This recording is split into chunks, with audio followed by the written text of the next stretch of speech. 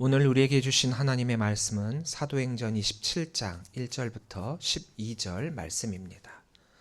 사도행전 27장 1절부터 12절 말씀입니다. 함께 한 목소리로 읽도록 하겠습니다. 우리가 배를 타고 이탈리아에 가기로 작정되매 바울과 다른 제수 몇 사람을 아구스토대의 백부장 율리오란 사람에게 맡기니 아시아의 병 각처로 가려 하는 아드라 무테노 배에 우리가 올라 항해할세 마게도냐의 데살로니가 사람 아리스다고도 함께 하니라. 이튿날 시돈에 되니 율리오가 바울을 친절히 대하여 친구들에게 가서 대접받기를 허락하더니 또 거기서 우리가 떠나가다가 맞바람을 피하여 급으로 해안을 의지하고 항해하여 길리기아와 밤빌리아 바다를 건너 루기아의 무라시에 이르러 거기서 백부장이 이탈리아로 가려 하는 알렉산드리아 배를 만나 우리를 오르게 하니 배가 더디가 여러 날 만에 간신히 니도 맞은편에 이르러 풍세가 더 허락하지 아니하므로 살몬의 앞을 지나 그레데 해안을 바람막이로 항해하여 간신히 그 연안을 지나 미앙이라는 곳에 이르니 라세아시에서 가깝더라. 여러 날이 걸려 금식하는 절기가 이미 지났으므로 항해하기가 위태한지라. 바울이 그들을 권하여 말하되 여러분이여 내가 보니 이번 항해가 화물과 배만 아니라 우리 생명에도 타격과 많은 손해를 끼치리라 하되 백부장이 선장과 선주의 말을 바울의 말보다 더 믿더라. 그 항구가 겨울을 지내기에 불편하므로 거기서 떠나 아무쪼록 베닉스에 가서 겨울을 지내자 하는 자가 더 많으니 베닉스는 그레데 항구라. 한쪽은 서남을 한쪽은 서북을 향하였더라. 아멘. 할렐루야. 오늘도 주의 전을 차신 우리 성도님들을 주님의 이름으로 사랑하고 축복합니다. 우리 옆에 분들과 인사 나누겠습니다. 사랑합니다. 축복합니다. 사랑합니다. 축복합니다. 어느덧 저희가 나누고 있는 이 사도행전이 27장을 시작을 함을 통하여서 이제 얼마 그 남지 않은 여정을 남겨두고 있습니다. 예루살렘에서부터 시작된 바울의 선교 시작이었죠. 우리는 이미 누가복음에서 예수님의 복음, 즉 갈릴리로부터 시작된 이 복음이 예루살렘에서 열매를 맺은 이후 이제 또다시 예루살렘에서 시작하여 로마로 향하고 있는 것을 우리가 보게 됩니다. 전 세계의 문화와 정치, 모든 핵심을 장악하고 있던 로마이기 때문에 만약 복음이 로마에까지 전해지게 된다라고 한다면 모든 길은 로마로 통한다. 이 말처럼 복음이 로마를 통해 전 세계에 전해지게 될 것이기 때문에 이것은 바로 전 세계를 향한 복음을 위한 준비입니다. 로마로 가는 길, 여러 가지 방법이 있을 것입니다. 요즘 시대로 따지자면 비행기를 타고 직항으로 갈 것이냐, 아니면 여러 나라를 경유해 갖고 갈 것이냐, 아니면 배로 갈 것이냐를 선택을 하게 되겠죠. 또 이 로마로 가게 되는 목적으로 사업차로 가냐, 아니면 신혼여행으로 가냐, 아니면 또 배낭여행 혹은 선교를 하기 위해 이렇게 갈 거냐, 또 성지순례로 갈 거냐, 이렇게 여러 가지 목적을 가지고 이곳을 향해 가게 될 것입니다. 어떻게 가느냐, 왜 가느냐, 정말 중요하죠. 이유와 목적도 없이 아무렇게나 나아간다라고 한다면 문제가 생길 수 있기 때문이에요. 근데 지금 이 모든 것들을 아우르고 있는 것이 하나가 있습니다. 왜 가냐, 어떻게 가느냐, 이것을 아우르는 것은 어디로 가고 있느냐이죠. 이제 바울은 로마를 향해 나아가게 됩니다. 로마로 간다는 것, 이 사실이 그 무엇보다도 중요합니다. 그래서 지금 내가 어떤 신분으로 무엇을 타고 로마로 가냐, 물론 이것도 중요하긴 하지만 정말 중요한 것은 내가 로마로 가고 있다 이거예요. 그런데 다른 그 누군가가 볼 때는 어떻게 가느냐가 중요할 수도 있고 어떤 신분으로 가느냐가 더 중요할 수도 있겠죠. 비행기로 경유를 해서 가면은 시간도 오래 걸리고 갈아타야 하는 불편함도 있고 자칫 잘못하면 짐을 잃어버릴 수도 있는 문제가 생기기도 합니다. 저도 한번 그런 경험이 있었거든요. 정말 아내와 신혼여행을 가는데 순간적으로 비행기가 취소가 되고 경유를 해서 가야 되는데 경유를 하기 이전에 이미 표가 바뀌어 버린 거예요. 시간도 바뀌고 목적도 바뀌어지는 거죠. 더군다나 그렇게 하다 보니까 우리의 신혼짐이 우리의 목적지인 로마까지 오지 않고 중간에 머물러 갖고 짐을 잃어버리는 일도 있었어요. 그래서 아내가 다음부터는 여보, 다음부터는 돈이 좀 더 들더라도 우리 꼭 직항으로 갑시다. 이렇게 이야기를 하더라고요. 방법에 따라 가는 것은 여러 가지 장단점이 있겠죠. 배로 가면은 또 배만의 그럼 여유가 있을 것이지만 시간은 또 꽤나 많이 걸릴 것이고 또 멀미도 할지도 모릅니다. 그래서 사람들은 대부분 편하게 가려고 직항, 더군다나 국적기, 그리고 또 거기에서 비즈니스석 이렇게 편하게 가려고 하고 있죠. 그래서 어떻게 가느냐도 굉장히 중요하게 여기고 있다라는 거예요. 근데 지금 바울은 어떻게 가고 있습니까? 배로 가고 있고요. 직항도 아니에요. 죄수를 수송하고 있는 호송선이 따로 있었던 것이 아닙니다. 로마로 가고 있는 배를 그 여정에 따라 맞춰서 배를 옮겨 타고 있어요. 직항도 아니고 경유해서 가고 있고요. 죄수의 신분으로 가고 있습니다. 참 어렵게 로마로 향해 가고 있다라는 거죠. 바울은 아마도 자유인의 모습으로 로마에 가려면 갈 수도 있었을 겁니다.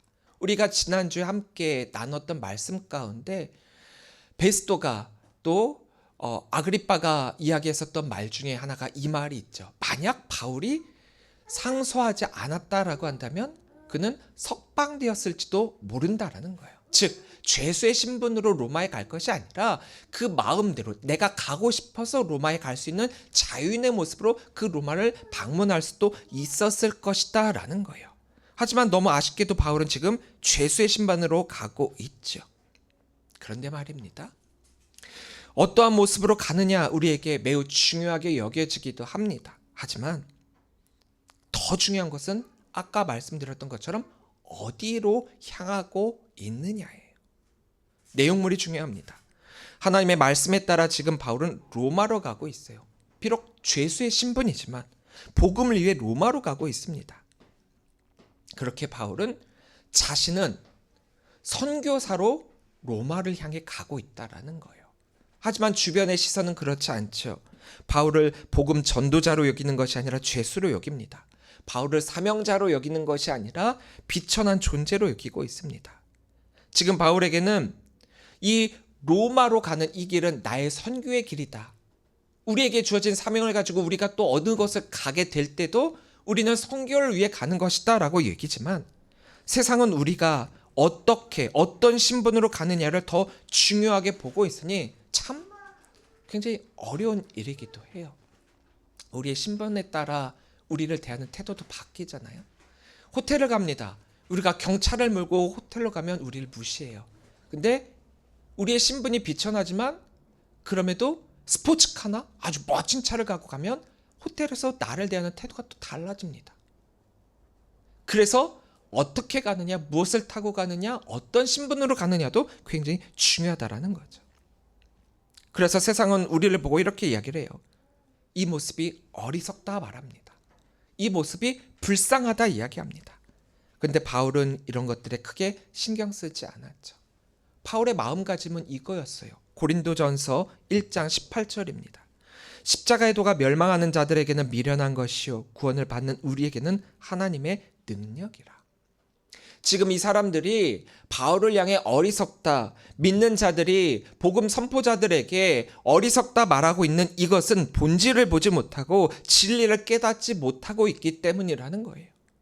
구원받은 우리들에게 있어서 로마로 간다는 그 사명이 중요한 것이지 그것을 감당하기 위한 방편이지 왜 비즈니스석으로 가야지 이코노미석으로 가냐, 왜 직항으로 가야지 경유해갖고 힘들게 가냐, 왜 배멀미를 하게 유람선이 아니라 작은 보트를 타고 가느냐, 이런 불평을 할 것이 아니라는 거죠. 사명의 내용이 중요한 것이지 사명의 모습으로 인해 넘어져서는 안 된다라는 것입니다. 근데 안타깝게도 우리 많은 사명자들이 또 사역자들이 이러한 모습으로 쓰러지고 실망하고 실족하고 하는 그런 모습들을 볼 때마다 참 안타까운 마음이 들고 있어요. 왜 그렇게 바라보고 있는가? 왜 그렇게 사명자를 취급하고 있는가? 저 역시도 실족도 많이 해봤고요. 저 역시도 그런 대접과 그런 모습으로 인해서 실망한 적도 꽤 많이 있었습니다. 바울은 로마로 가기 위해 자유의 몸이 되는 것을 포기했습니다. 사명을 위해서 내 삶의 부분을 포기한 채 어려운 길을 선택하고 있죠.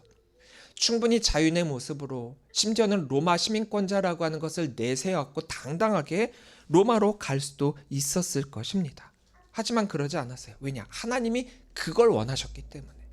하나님이 지금의 이 모습이 도리어 복음을 위한 방편이라고 말씀하고 있기 때문입니다. 결과론적인 말이긴 하지만 말입니다. 정말 바울이 로마로 가고 복음을 자유인의 신분으로 전한다라고 했을 때 지금의 이 모습으로의 복음 선포와 같은 그런 임팩트가 그 가운데 있었을까요? 감히, 어떻게 여기서 또 감히라는 표현을 쓰지만 감히 일개 시민이 황제를 어떻게 마주할 수 있겠습니까? 우리가 사명을 감당하면 하나님의 길을 선택한 만큼 하나님이 지켜주시니까 모든 게 다 만사형통일 거다라고 생각을 하기도 합니다. 하지만 우리의 길은 힘들 수도 있고 편할 수도 있어요. 그럴 수도 있고 아닐 수도 있다라는 거죠. 왜냐?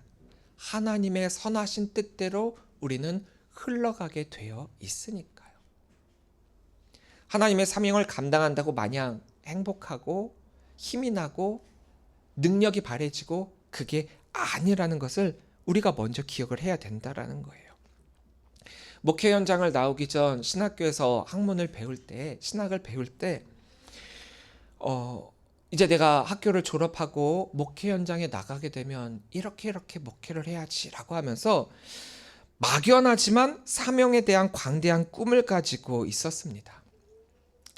20대 초중반, 제가 첫 목회를 나온 게 28살이니까 그때까지만 하더라도 굉장히 자신감이 넘쳤죠. 학교에서 배운 지식들이 다 내 것인 양 그런 생각이 들었죠. 내가 어디로 가서 목회를 하든지 간에 사람들이 내 말에 귀를 기울일 것이고 사람들이 구름대같이 몰려들 것이다. 막 이런 꿈을 꾸면서 목회를 준비를 했어요. 마치 솜사탕 같은 달콤함으로 말입니다. 솜사탕 잘 아시죠? 솜사탕은 굉장히 커 보이지만 거기에 수분이 닿는 그 순간 언제 그 자리에 있었냐는 등 갑자기 사라지는 그런 달콤함입니다. 사명의 모습이 중요한 것이 아니라 사명 그 자체가 중요함에도 불구하고 내가 뭐 시골로 가든 도시로 가든 작은 교회로 가든 큰 교회로 가든 많은 사람 앞에 서든 한두 사람 앞에 서든 사명의 모습이 중요한 게 아니라 나의 사명 그 자체가 중요함에도 불구하고 목회 현장에 나오니까 이런 모습들이 보이는 거예요. 어느 교회의 사역은 이렇다더라. 어떤 목사님은 이걸로 부흥을 일으켰다더라. 어떤 목사님은 교계에서 이런 영향력을 끼치는 목회를 하고 있다더라. 또 이렇게 하면은 이 아무개 교회 가서 목회를 할 수 있다라고 하더라.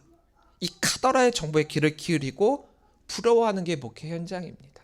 더군다나 부모님이 목회자가 아닌 이들에게는 목회 현장이 참 냉혹했어요.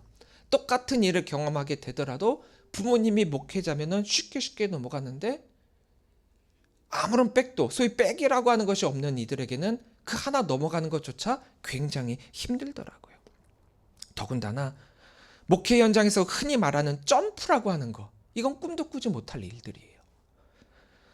목회 현장 역시 세상의 현장과 크게 다르지 않습니다. 그래서 세상의 지혜는 목회 경험상 이런 것들을 이렇게 해야 된다라고 조언해주고 있어요. 그런데 말입니다. 세상에서는 세상의 지혜를 따르는 것이 맞을 수 있어요. 세상에서 잘 살기 위해 필요한 사항을 세상 전문가들이 조언해주고 있기 때문이죠.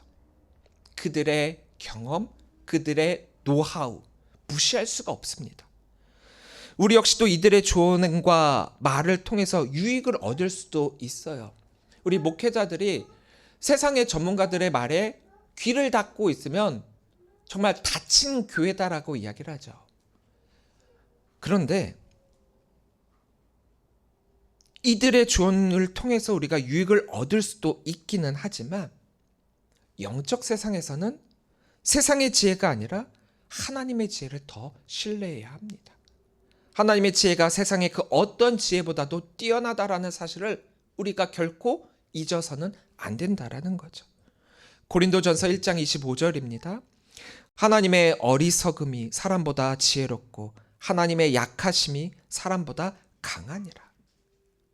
그렇습니다. 세상은 세상의 전문가를 필요로 하지만 영적 세상에서는 우리가 영적 전문가가 돼야 된다라는 거예요. 영적 전문가는 세상을 아우르는 전문가예요. 우리가 착각을 하고 있는 게 많이 있어요. 세상과의 단절이 영적 세상이다라고 생각하고 있는 착각이라는 거죠. 아닙니다. 예수님이 우리를 제자 삼으시고 우리를 보내실 때 어디로 보냈습니까? 세상으로 보냈어요. 너희는 가서 모든 민족을 제자로 삼으라고 했어요. 세상으로 보냈는데 우리는 자꾸 영적 세계가 우리들만의 리그라고 생각을 하고 내 교회, 내 신앙, 내 믿음 안에만 갇혀 있게 된다라는 거죠. 그게 아니라 우리가 이 세상을 향해 부름받은 자들인 만큼 또 우리 역시 이 세상을 향해 살아가야 하기 때문에 우리만큼은 세상의 지혜가 아니라 세상을 사는 지혜를 가져야 합니다. 그리고 그 지혜를 가지고 이 세상을 영적 리더로서 이끌어야 되겠죠. 우리가 이 세상 가운데 가져야 될 세상을 사는 지혜, 그것은 바로 하나님의 지혜입니다. 바울의 로마 행은 이렇게 시작을 합니다. 1절입니다. 우리가 배를 타고 이탈리아에 가기로 작정되매 바울과 다른 제수 몇 사람을 아구스토대의 백부장 율리오란 사람에게 맡기니. 이제 백부장 율리오란 사람을 통해 가지고 배를 타고 이탈리아로 이제 가게 됩니다. 근데 직항이 아니에요. 아까 말씀드렸다시피 죄인들을 호송하는 배가 따로 있었던 게 아닙니다. 아마 따로 있었으면 직항이었겠죠. 그게 아니라 시돈에서 시작을 해갖고 이제 굽이굽이 여러 곳을 거쳐가면서 이 로마로 가게 되는 배를 타고 이제 가게 되는 거예요. 그런데 배를 타고 이동할 때 가장 중요한 게 뭐냐? 계절입니다. 계절. 어떤 계절에 배를 타고 가느냐에 따라서 안전할 수도 있고 위험할 수도 있거든요. 날씨는 시시때때로 변하고 그렇기 때문에 항상 조심해야 됩니다. 지금 바울 일행이 떠나고 있는 이때는 우리나라 계절로 따지면 9월에서 10월 사이예요. 이 백길이 시기적으로는 사실 적절하지 못한 시기이기도 합니다. 겨울철에는 이들은 이 부위에 백길이 좋지 않기 때문에 겨울까지는 머물러 있어요. 운행을 하지 않습니다. 정말 어쩔 수 없이 배를 움직여야 되는 때가 된다라고 한다면은 이때는 그에 대한 목숨값, 그래서 더 삭슬 얹어줘야 되는 때가 바로 이 시기란 말이에요. 그런데 이 시기에 바울이 로마를 향한 배를 타고 나아가고 있다라는 거죠. 9절부터 10절입니다. 여러 날이 걸려 금식하는 절기가 이미 지났으므로 항해하기가 위태한지라 바울이 그들을 권하여 말하되 여러분이여 내가 보니 이번 항해가 하물과 배만 아니라 우리 생명에도 타격과 많은 손해를 끼치리라 하되 겨우겨우 이제 운행을 해갖고 니도라고 하는 곳에 이르게 됩니다. 근데 이곳에 이르기까지 북서풍이 너무 강해가지고 더 이상 서쪽으로 항해를 할 수가 없었던 때예요. 그래서 이제 바울을 태운 이 배는 양자태기를 할 수밖에 없습니다. 니도에 머물러서 순풍이 기다기를 기다리던지 아니면 니도에서 남아에서 살모네를 지나 그레데 섬을 바람막이로 해갖고 서쪽을 향해 나아간다라는 거죠. 지금 이들은 그레데 섬의 중간쯤 미앙이라고 하는 곳에 머무르게 됩니다. 이제 다음 주에 지도를 보면서 함께 말씀을 나눌 건데 이곳에 머물러 갖고 이제 다음 행적지를 이제 준비를 하고 있는 거예요. 그런데 미항 아름다운 항구라는 이름과 달리 이것은 결코 아름답지 않았고요. 오래도록 머물 만한 곳은 못 되었으며 잠시 바람을 피할 정도까지밖에 되지 않은 그런 항구예요. 더군다나 이것은 겨울을 지내기에는 매우 불편한 곳이라는 거죠. 전문가들의 경험으로 봤을 때 이곳 미양에 머물러 겨울을 보내는 것보다 지금 빨리 출항을 해갖고 이 다음 항구인 베닉스로 가는 게 더 좋아 보입니다. 지금 빨리 움직이면 큰 위험은 없어 보여요. 약간의 좀 어려움은 있겠지만 이건 전문가적 기술로 다 극복할 수 있을 것처럼 보입니다. 그래서 바울의 만류에도 불구하고 그들은 이 전문가들의 의견에 귀를 기울여 길을 떠나게 됩니다. 11절 12절입니다. 백부장이 선장과 선주의 말을 바울의 말보다 더 믿더라. 그 항구가 겨울을 지내기에 불편하므로 거기서 떠나 아무쪼록 베닉스에 가서 겨울을 지내자는 자가 더 많으니 베닉스는 그레데 항구라. 한쪽은 서남을 한쪽은 서북을 향하였더라. 선장은 백길의 전문가예요. 선주는 경험이 뛰어납니다. 그리고 지금 여기에 머물러 있는 미양은 굉장히 불편해요. 더 나은 항구가 있어요. 이 모든 조건을 종합해서 본다라고 한다면 지금 이곳에 머무는 것보다 출항하는 것이 더욱더 합리적으로 보입니다.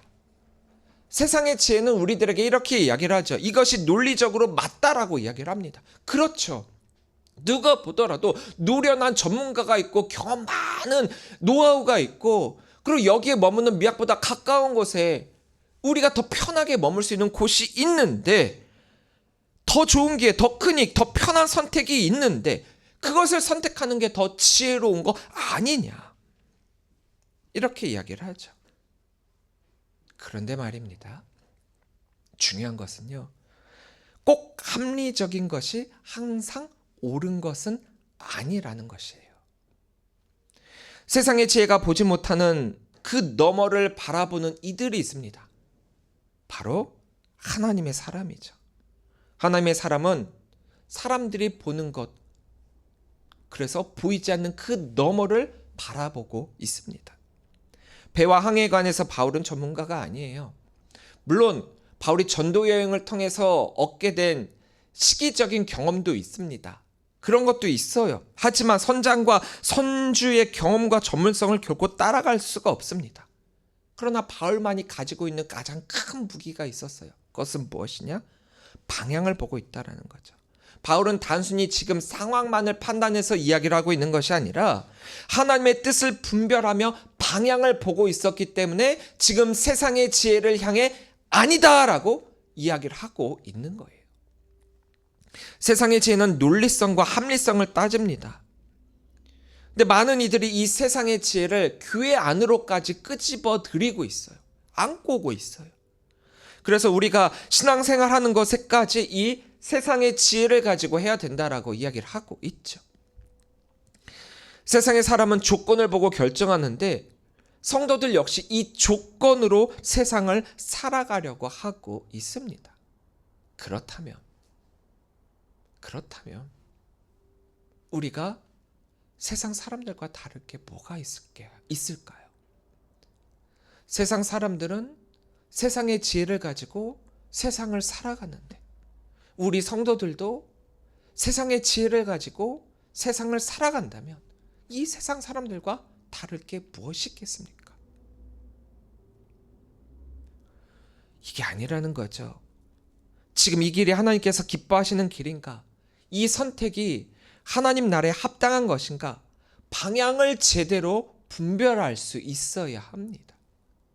신앙은 단순히 지식이 아니에요. 정보가 아닙니다. 경험이 아니에요.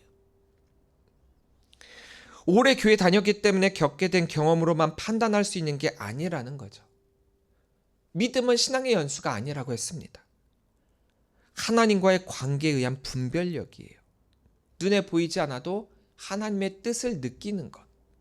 그것이 바로 세상과 함께, 세상 속에서 세상을 사는 하나님의 지혜입니다. 선장도 가자고 해요. 선주도 가자고 합니다. 많은 사람들이 다수가 가자고 해요. 그래서 백부장은 그게 더 좋다고 선택을 합니다. 전문성과 다수의 의견이 합쳐졌을 때 가장 합리적 결과를 도출하게 됩니다.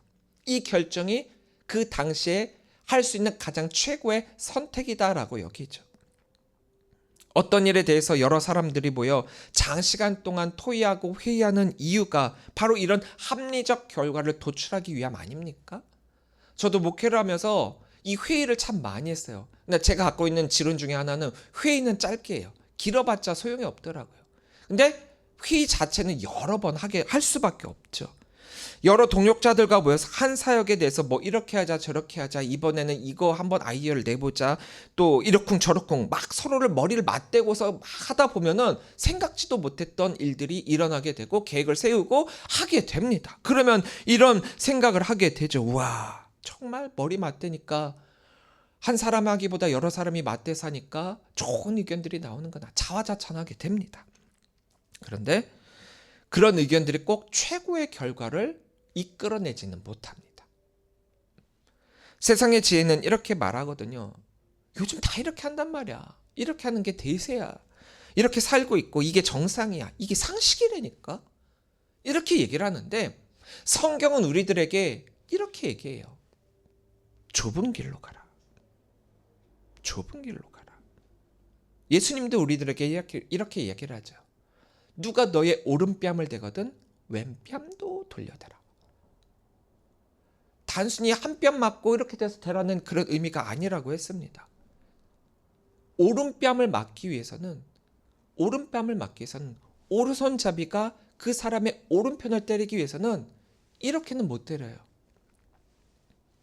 뒤로 때려야 돼요.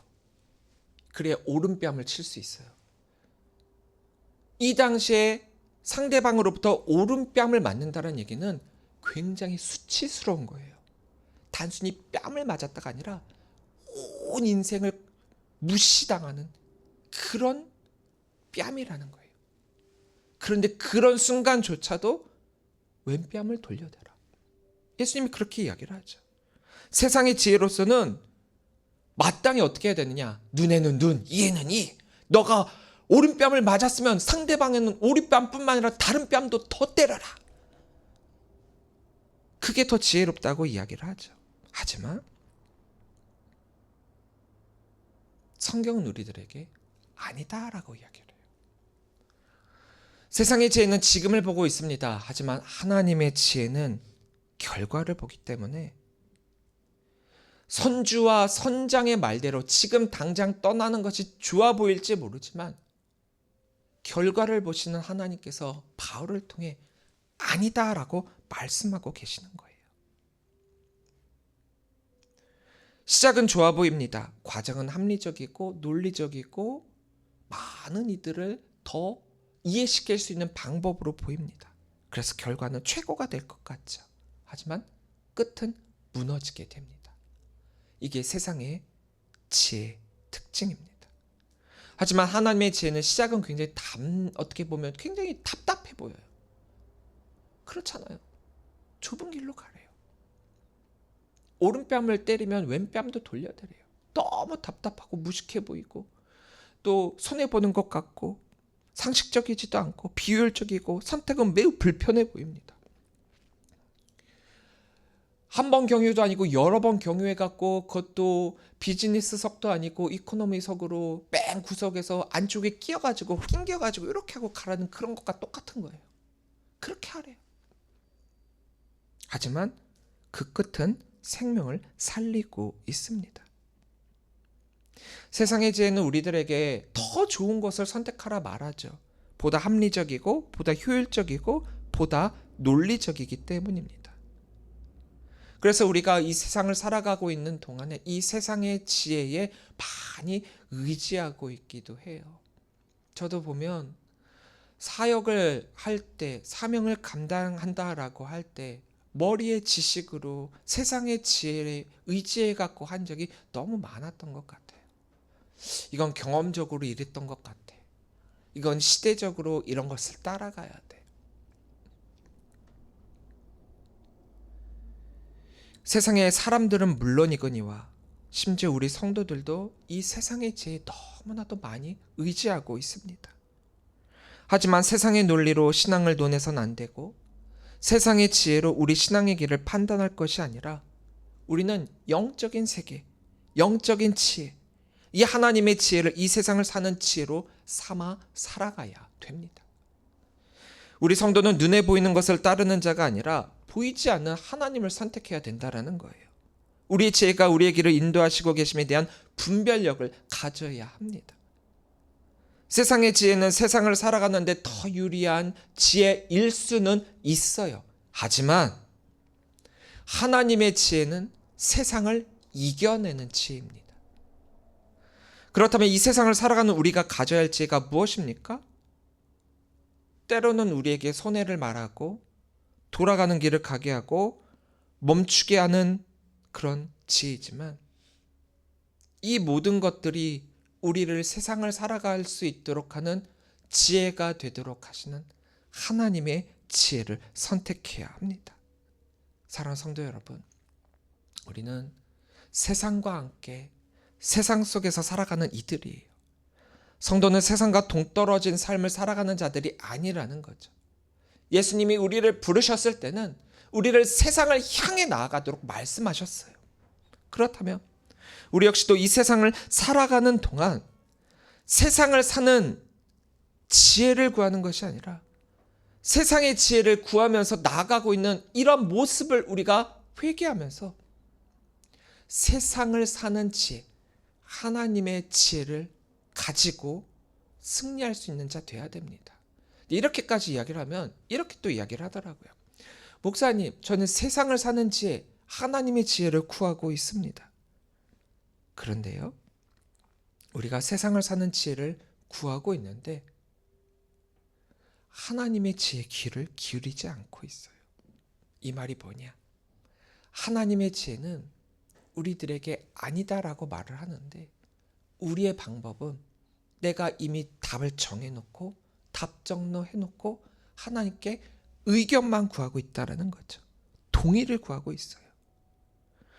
하나님 이게 옳습니까? 틀립니까? 물을 때 하나님이 아니다라고 얘기하면 아니다를 선택해야 되는데 나는 이미 옳다라고 정해놓고 하나님께 옳다를 강요하고 있다라는 거예요. 하나님께서는 결과를 아시는 분이셔서 이렇게 말씀하시는데 그 결과를 우리가 정하고 하나님께 동의를 구한다? 그리고 동의를 하지 않으시면 하나님은 거짓말쟁이다라고 우리가 치부하면서 이것이 바로 세상의 지혜다. 세상의 지혜가 뛰어나다. 이렇게 이야기를 하고 있으니 말입니다.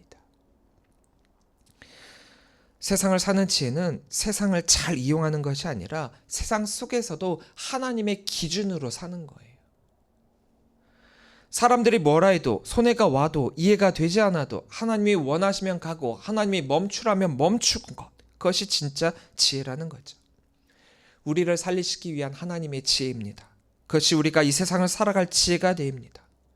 좋아 보이기 때문이 아니라 하나님이 기뻐하시는 길, 다수가 가는 길이 아니라 하나님께서 원하시는 길, 내 판단이 아니라 하나님의 뜻으로 손해를 감수하더라도 믿음의 길로 세상의 지혜가 아니라 하나님의 지혜로 이 세상을 살아가겠노라 결단하는 그것이 우리들에게 필요하다라는 거예요. 그러면 그것이 이 세상 폭풍 속에서도 무너지지 않는 하나님의 길 위에 서는 그런 하나님의 성도가 되는 것입니다. 우리 성도들 모두가 세상의 지혜가 아니라 이 세상을 사는 지혜로 이 세상을 살아가면서 여러분들에게 맡겨주신 사명과 복음의 진리를 위해 앞으로 나아가 승리하시기를 주님의 이름으로 간절히 축원합니다. 세상의 지혜가 아닌 세상을 사는 지혜, 즉 하나님의 지혜로 말입니다. 기도하겠습니다.